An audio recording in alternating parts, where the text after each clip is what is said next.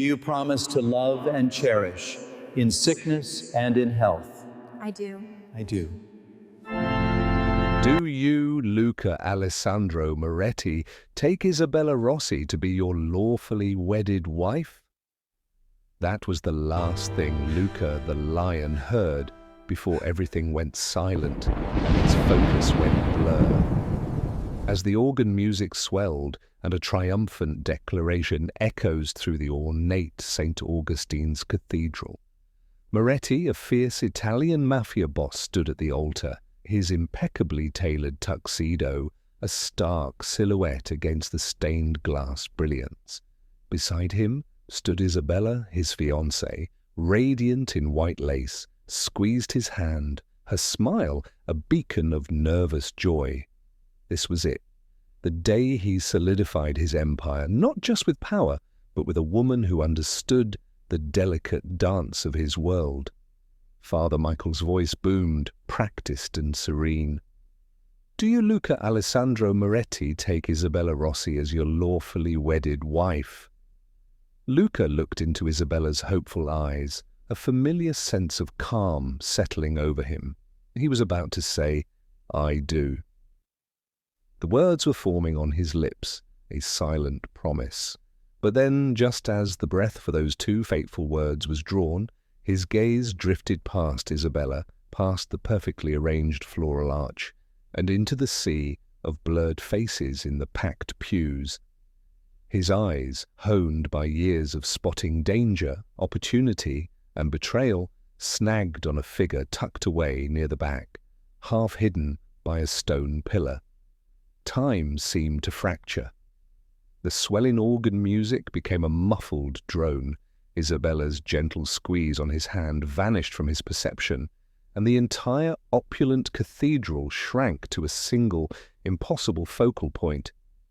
It was her, Elara, his missing ex-fiancée.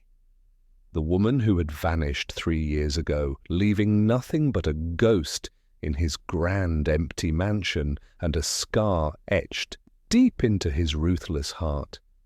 She was dressed in a simple, deep red dress that clung to her curves, a striking contrast to the muted greys and blacks of the crowd. But it wasn't just her presence that froze the blood in his veins. It was the bundles in her arms, twins, 2 infants, one nestled in each arm, their swaddled forms stark white against her crimson dress. Her face, once soft and often smiling, was now etched with a fierce, almost defiant determination. Her eyes, those same emerald pools he'd once drowned in, were fixed on him with an intensity that burned through the distance. There were faint streaks on her cheeks like tear tracks, but her jaw was set. It wasn't sadness. It was a challenge, a confrontation.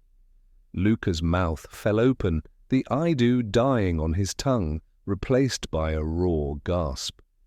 His eyes, usually cold and calculating, widened in an uncontrollable, almost comical shock.